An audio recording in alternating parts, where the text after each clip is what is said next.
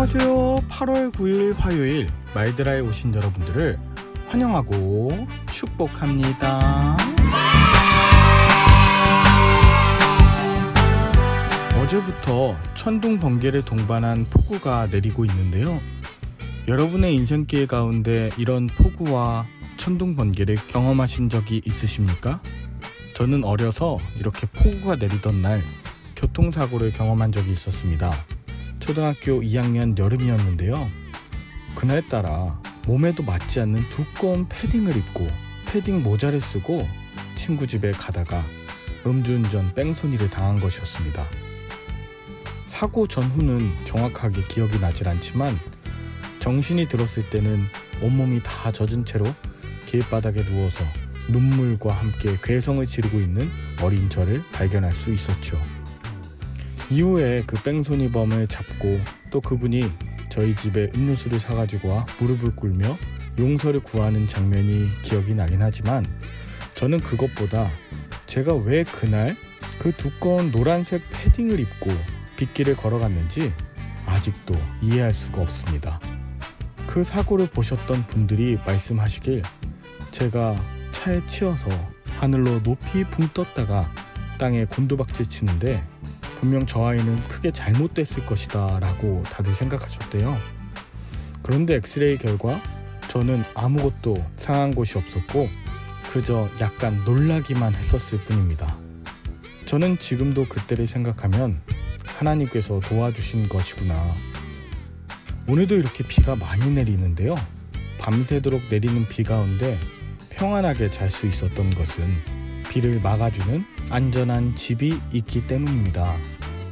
우리 인생에 수많은 폭우와 천둥 번개가 친다 하더라도 하나님의 그늘 아래 우리가 거한다면 그 어떤 것도 우리를 해치지 못할 것입니다.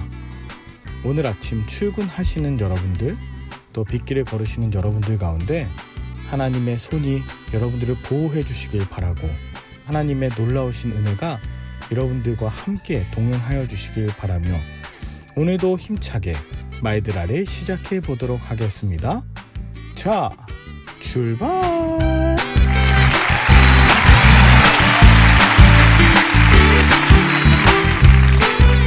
오늘은 신명기 28장입니다. 본문에는 하나님의 말씀을 귀담아 듣고 그 명령에 순종하면 받는 축복에 대한 이야기가 나오는데요.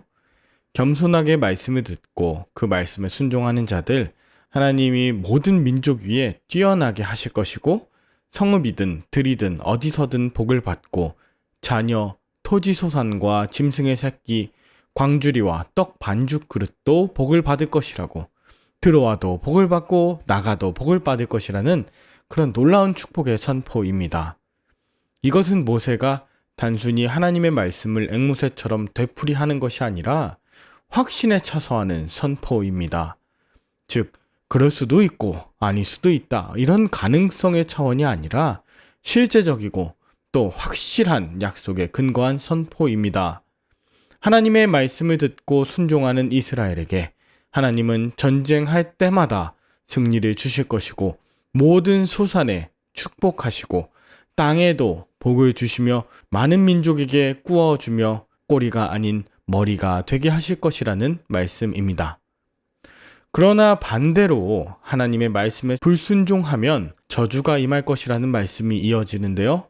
불순종한 백성은 성읍에서든 들에서든 저주를 받고 광주리든 떡반죽 그릇이든 자녀든 토지든 짐승의 새끼까지 저주를 받을 것이고 모든 일에 혼란, 책망, 질병과 하늘의 심판이 임하여 그 백성들이 멸망하게 될 것입니다.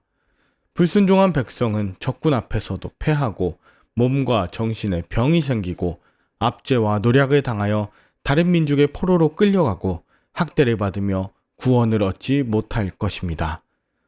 본문에서 말하는 저주는 앞서 말한 축복과 평행을 이루며 그대로 대조됩니다. 즉, 이스라엘이 여호와의 말씀에 순종하면 복을 받지만 불순종하면 그대로 저주로 바뀔 것이라는 것이죠. 이것을 통해 이 본문은 축복과 저주의 결과가 아니라 바로 말씀하시고 그 순종의 결과를 주시는 하나님께 집중하는 본문으로 이해해야 합니다. 그렇다면 아직 가나안 땅에 들어가지 않은 이스라엘에게 모세가 이토록 강하게 하나님의 말씀을 강조하는 이유가 무엇일까요? 게다가 축복보다 훨씬 더 많은 양의 저주에 대해 전하고 있는데요. 저는 묵상 중에 이스라엘이 약속의 땅에서 하나님을 잃어버리고 권력과 물질, 풍요로움을 따를 가능성이 다분한 존재임을 알게 되었습니다. 출애굽 1세대는 애굽에서 노예로 생활했던 자이고 출애굽 2세대는 광야에서 태어난 자들 아닙니까? 천성적으로 잘 먹지 못하고 결핍이 많은 야곱의 후예들이 바로 이스라엘 백성들이었죠. 그런데 이 결핍이 많은 자들에게 갑자기 물질과 자유가 주어지면 주화객이 전도되거나 과정과 결과가 바뀌게 되는 상황이 생기고 하나님이 주시는 복의 결과가 오히려 그들에게 저주가 되는 경우가 많습니다.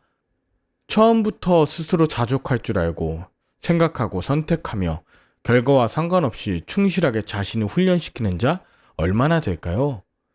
자신의 연약함을 알고 자신의 결핍을 알고 아무도 없을 때 아무도 보지 않을 때 나는 어떠한 사람인가를 철저히 돌아볼 줄 아는 사람, 그 사람이 바로 축복의 사람입니다. 우리가 연약하고 죄인이었고 원수되었을 그때의 나를 사랑하사 십자가에서 자신을 버려 나를 구원하신 하나님의 사랑을 아는 자, 바로 내가 저주받을 수밖에 없는 자임을 철저하게 고백하는 자가 진정한 축복을 받은 자입니다. 그런데 살다 보면 우리도 때로 부유한 자들, 성공한 사람들의 결과를 모두 하나님의 축복이라고 여깁니다. 축복의 기준을 물질과 연관 짓는다는 것이죠. 물론 하나님은 우리의 삶을 축복하시고 물질도 부어주십니다.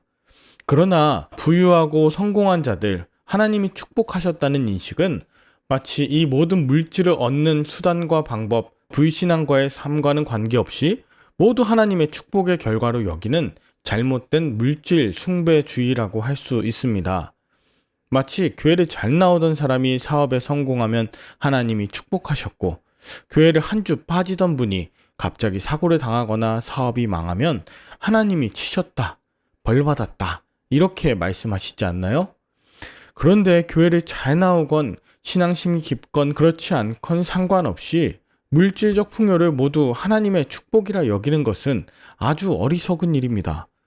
구약의 의인이었으나 신명기 28장에 말하는 저주를 다 받았던 욥 기억하시죠? 그가 율법적으로 관계적으로 하나님께 범죄하거나 불순종해서 그런 저주를 받은 것인가요? 오히려 욥의 새 친구들은 욥의 연약함을 보고 하나님께 불순종하거나 죄를 지어 그런 결과가 생긴 것이라 판단하고 정죄하였죠. 오히려 욥의 새 친구들의 입술이 축복이 아니라 저주였던 것입니다. 또한 바벨론 포로기에 다니엘이라고 하는 사람은 하나님께 온전히 기도하고 정해진 때를 따라 나아가다가 사자굴에 던져졌습니다. 물론 사자가 다니엘을 공격하지 못했지만 수많은 사람들이 신앙을 지키다가 순교하거나 물질적, 정신적, 신체적 피해를 당하기도 하죠. 여러분, 그런 의미에서 하나님이 주시는 물질이 축복이 아니라 하나님 자체가 우리의 가장 큰 복이십니다. 비천에 처했을 때, 풍부에 처했을 때 모든 일, 곧 배부름과 배고픔과 풍부와 궁핍이 축복과 저주가 아니라 오히려 흠 많고 연약한 우리를 하나님의 뜻 따라 살도록 부르신 것 자체가 놀라운 복입니다. 혹여나 오늘의 본문을 절대로 남을 판단하거나 정죄하는 데 적용하지 않으시길 바랍니다. 여러분은 오늘 본문을 통해 무엇을 느끼셨나요? 나의 연약함이나 성공하지 못함이 하나님을 잘 따르지 않아 생긴 결과라 여길 때가 있었나요?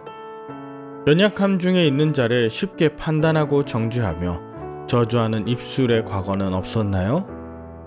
하나님은 우리에게 복 주시고 또 연약함 중에 있는 자를 회복시키시며 구원하시는 분이십니다.